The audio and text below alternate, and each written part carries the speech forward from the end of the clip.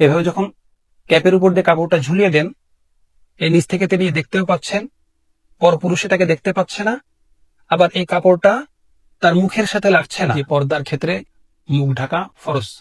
বিসমিল্লাহির রহমানির রহিম। ওয়া আতিম্মুল হজ্জ ওয়াল উমরাতা লিল্লাহ। প্রিয় দর্শক শ্রোতা, এই পর্যায়ে আমরা জানব এহরামের কাপড় ও তার শর্ত। পুরুষের এহরামের কাপড়। পুরুষের জন্য এহরামের সুন্নত কাপড় হচ্ছে দুটি। একটি হচ্ছে চাদর, আর একটি হচ্ছে সেলাই ছাড়া লুঙ্গি। সাদা, পরিষ্কার এবং নতুন কাপড় ব্যবহার করা উত্তম, তবে অন্য রঙের কাপড় পরাও বৈধ। আর নারীর জন্য এহরামের কাপড় হচ্ছে, নারীর জন্য এহরামের নির্দিষ্ট কোনো কাপড় নেই। তিনি স্বাভাবিক শরঈ ঢিলে ঢালা ও পর্দাসম্মত পোশাক পরবেন। নেকাব এবং দাস্তানা পরবেন না। তবে পরপুরুষ থাকলে মুখের সামনে কাপড় ঝুলিয়ে আড়াল করে দিবেন। নেকাব ও দাস্তানা নারীরা এহরামের পর পরবেন না। এটা খুবই জরুরি একটা বিষয়। সাধারণত আমাদের বাংলাদেশ থেকে যেসব মা বোনেরা হজ উমরায় যেয়ে থাকেন, তারা সবচেয়ে বড় ভুল যেগুলো করেন তার মধ্যে একটি হচ্ছে, তারা ভাবেন যে বাংলাদেশে আমরা পর্দা করি না করি, কেমনে থাকি না থাকি, আল্লাহ রসুলের দেশে এসে পর্দার লঙ্ঘন করাই যাবে না। এটা করতে গিয়ে আমি অনেক মা বোনকে দেখেছি যে এহরাম এর নিয়তের পর এহরাম অবস্থায় তারা সম্পূর্ণ পর্দা পশিদা পালন করতেছেন এবং তারা তাদের নেকাব দিয়ে মুখটা এভাবে ঢেকে দিচ্ছেন, এভাবে চোখ মুখ এভাবে ঢেকে দিচ্ছেন, এভাবে শুধু চোখ দেখা যায় আর কিছুই দেখা যায় না, মুখ ঢেকে দেন এভাবে। এটা মা বোনরা করে থাকেন এহরামের পর। এহরামের পর এভাবে মুখ ঢাকা জায়েজ নেই, মুখে কাপড় লাগানো যাবে না। যদি কেউ একদিন অথবা এক রাত বা তার বেশি সময় পরিমাণ এইভাবে মুখে কাপড় লাগিয়ে রাখেন কোনো মা বোন, তাহলে তাকে দম দিতে হবে, অর্থাৎ একটি ছাগল কোরবানি করতে হবে, এবং সেটা হারামের মধ্যেই। খুবই জরুরি আমাদের মা বোনদের জন্য এই বিষয়টা খেয়াল রাখা, যে কোনো ক্রমেই কাপড় যেন মুখের সাথে না লাগে। তবে এই অবস্থায়ও কিভাবে পর্দা রক্ষা করা যায়, তার জন্য অনেক মা বোন যারা সচেতন জ্ঞানী, তারা যেটা করে থাকেন, মাথার উপরে একটি ক্যাপ দিয়ে থাকেন, ক্যাপ দিয়ে এরপরে কাপড় এভাবে ঝুলিয়ে দেন। এভাবে যখন ক্যাপের উপর দিয়ে কাপড়টা ঝুলিয়ে দেন, এই নিচ থেকে তিনি দেখতেও পাচ্ছেন, পরপুরুষে তাকে দেখতে পাচ্ছে না, আবার এই কাপড়টা তার মুখের সাথে লাগছে না।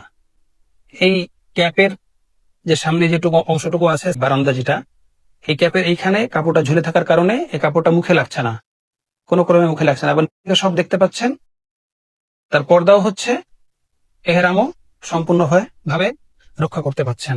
এর সাথে আমি একটি জরুরি মাসালা বলি, যে অনেক ওলামা ইকরাম মনে করে থাকেন যে পর্দার ক্ষেত্রে মুখ ঢাকা এর প্রয়োজন নেই, কিন্তু কোরআন এবং হাদিসের আলোকে একেবারে বিশুদ্ধ বর্ণনা মতে আমরা জানি যে পর্দার ক্ষেত্রে মুখ ঢাকা জরুরি, ফরজ। এহরাম অবস্থায় নবীজি সাল্লাল্লাহু আলাইহি ওয়াসাল্লামের স্ত্রীগণ, আমাদের আম্মাগণ, তারা মুখ ঢাকতেন, পরপুরুষ দেখে মুখ ঢাকতেন। এই মর্মে আমি একটি হাদিস পড়ছি। আন মুজাহিদ قال كان الركبان يمرون بنا। আম্মাজান বলতেছেন যে যখন কোনো কাফেলা আমাদের সামনে দিয়ে অতিক্রম করত, ওয়ানাহনু মা রাসূলিল্লাহি সাল্লাল্লাহু আলাইহি ওয়াসাল্লাম মুহরিমাত, এবং আমরা রাসূলুল্লাহ সাল্লাল্লাহু আলাইহি ওয়াসাল্লামের সঙ্গে ইহরাম অবস্থায় চলছি। ফাইযা হাযুনা, যখন কাফেলা আমাদের কাছাকাছি আসতো, যে পর্যায়ে এলে পর্দা লঙ্ঘন হওয়ার সম্ভাবনা, সাদালাত ইহদানা জিলবাবানা মিন রাসিহা আলা ওয়াজহিহা, তো আমাদের নারীগণ তারা প্রত্যেকে তাদের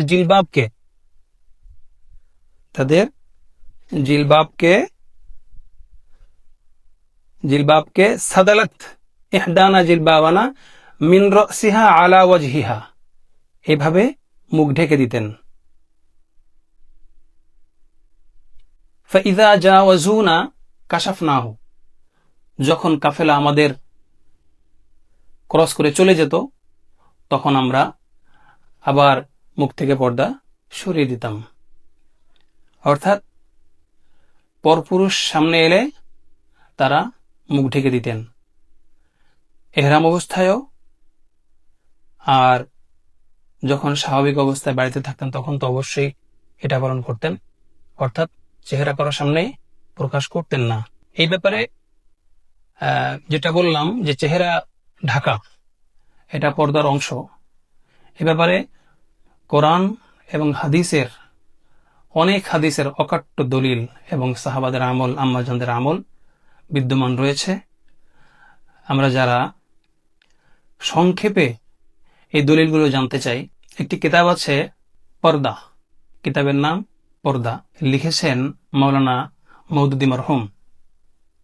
আপনারা এই কিতাবের সমস্ত কোরআন এবং আয়াতের দলিল পেয়ে যাবেন।